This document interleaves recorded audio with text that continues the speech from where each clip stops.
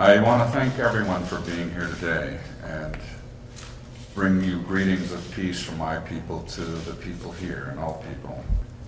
Began by thanking President Obama for his comments over the weekend and waking up the country on this issue.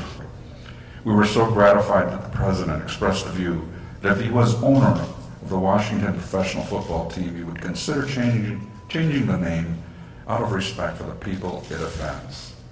Isn't that the real issue? No matter what the history of something is, if it's offending people, then it's time to change it. And this is a great time to do it. Regardless of the history, regardless of its legacy, it's offensive. It's a dictionary-defined offensive term. Last month, the Oneida Nation launched our Changed Mascot campaign in radio ads across the country. We were asking the NFL to stop using a racial slur as the name of Washington's football team. As a proud sponsor of the NFL, the Oneida Nation has a vested interest in the league being a unifying force in communities throughout America. This name is not a unifying force, it's a divisive epithet. As an Indian nation that values the ideals of mutual respect, we only have one simple objective in all of this. We no longer want to be treated as targets of racial slurs. We don't want our children to be treated as targets of racial slurs. We want to be treated as what we are, Americans. Let me speak as an African American in a city where the majority of the population, about 50-50, is African American. I don't see how anyone who has gone through our historic experience can fail to identify with Native Americans who are raising this issue.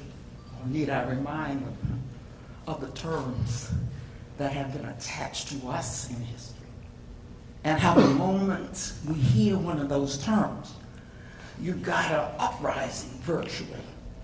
Even if somebody made a mistake, that's how those terms affect people. Even when some of those terms have, by the way, been seen as terms of endearment. You know, this is what we called our darkies.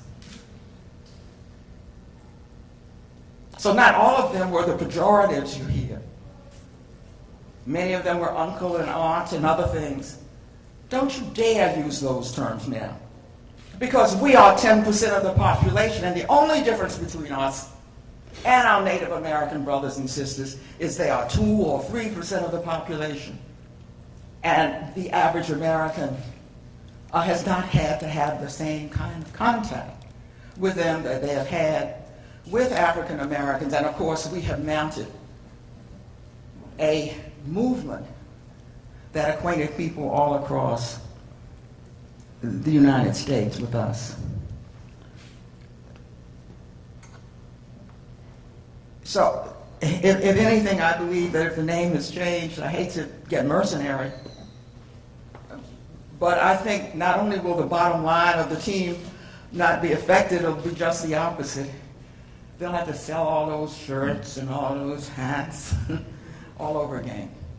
So I can think of no argument for retaining a name that directly insults Americans, and especially our first Americans.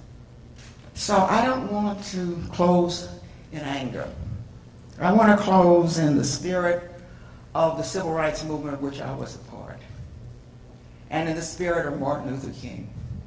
Because the first thing Martin Luther King would have wanted to do would have been to meet with the Oneida Nation and other Native Americans.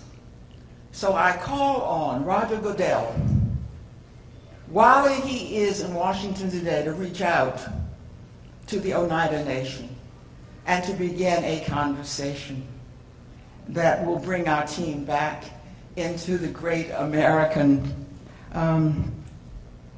umbrella that reflects and respects our heritage and all Americans. Thank you.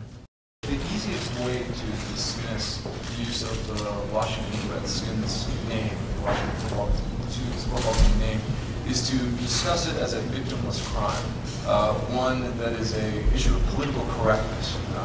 And what I'm here to talk about is that it's really more of an issue of public health.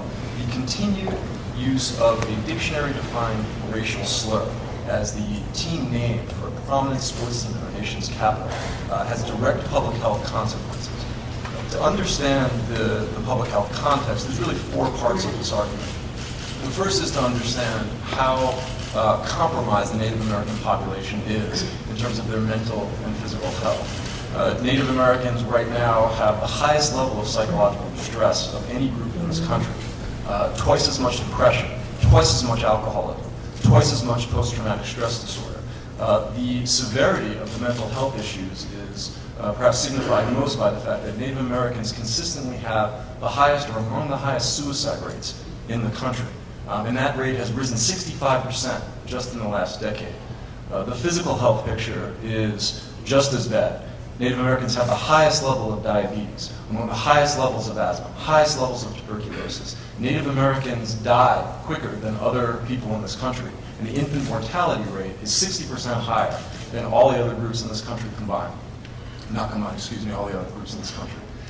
When you consider that public health context, anything, any kind of stressor that causes more suffering, loss of functioning, loss of productivity, or loss of life, has to be considered not a political correctness issue, but a public health issue. Now, we know from the other speakers who have already talked that the prejudice and discrimination, the history of that against Native American people, is at an extremely high level. There are unbelievable disparities in terms of housing, in terms of education, in terms of access to health care. Native American women experience sexual assault more than any other group in this country. 1 out of every 3 Native American women is going to experience sexual assault at some point in her life.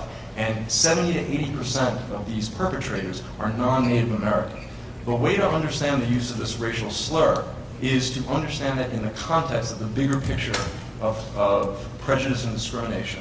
This is government-defined harassment, if we're talking about adults, or bullying, if we're talking about kids. So to give you an example, if someone used the R word, as I should probably refer to it as, in a work context, even if they're not saying it directly towards somebody, and somebody who is Native American says, please, could you not use that term anymore? And that person says, I want you to print this in bold capital letters. I am not going to change the name. Okay? That would be considered textbook harassment if we were in a workplace. It would be considered textbook bullying if we were talking about children. And if that term was used in the process of a crime against Native Americans, it would be considered unequivocally a hate crime. So when you consider the fact that, again, this is textbook bullying, textbook harassment, we can then link it to what we know are decades, 100 studies across every major minority group in this country, that the effects of this kind of harassment, this kind of bullying, this kind of discrimination, in the moment, people will have higher levels of mental and physical health problems. And worse, it will predict poorer mental and physical health over time. Okay, so we have one of the most at-risk populations with already a history of prejudice and discrimination. And you're talking about the most public harassment and bullying of any group in this country. And the evidence is overwhelming. It's so overwhelming, the evidence, that both the American Psychological Association and the American Sociological Association, years ago, recommended the immediate cessation of the use of any Native American mascot in sports, not just the one that used a racial slur as its name, any Native American mascot. Since then, we've come to understand this process even better because we understand the mechanism by which it occurs. And the mechanism by which it occurs, as has been referenced previously on this panel, is through how it affects adult and children's self-esteem. So experimental study after experimental study shows that if you bring a Native American person into an experimental situation and you show them an image of a Native American mascot, their self-esteem goes down, their faith in their community goes down, their feeling that they can achieve goes down. And one of the most important things about this is that a recent 2008 study showed that this effect occurs even if the Native American person, before the experiment, looks at the image and says, you know something, this isn't offensive. In fact, this is a positive image. Okay? So the positive image, even a positive image, if it's stereotypical, will lead to psychological distress, lower self-esteem, lower sense of achievement. So what we have in this situation, to again get back to the question, is that we have a public health problem, where an at-risk population that's already suffering tremendously, already facing discrimination, is under a stressor that we know, as much as we know anything in psychosocial research, is going to make the mental health symptoms of this population worse. And we know why it happens, and we also know that it doesn't matter that somebody says that the image is positive. There are some extraordinary issues facing the tribal nations throughout the country. Some more than others, but there's no doubt there are huge health and welfare challenges facing those communities. Are those more important? Is it more important for a child to have enough to eat tonight than to change the name of this football team? Of course it is. Of course it is. But I maintain that one of the reasons that tribal communities face such opposition to many of their legitimate aspirations is that people have been taught to take them, to disregard them. People have been taught that tribal people are less than other people. And one of the ways they get taught is through the popular culture, through the media, through movies, through television, through literature, and through professional sports. And so they are overwhelmed with imagery about Indians that is either negative or stereotypical or both. And they are quite underfed when it comes to accurate information about Indians.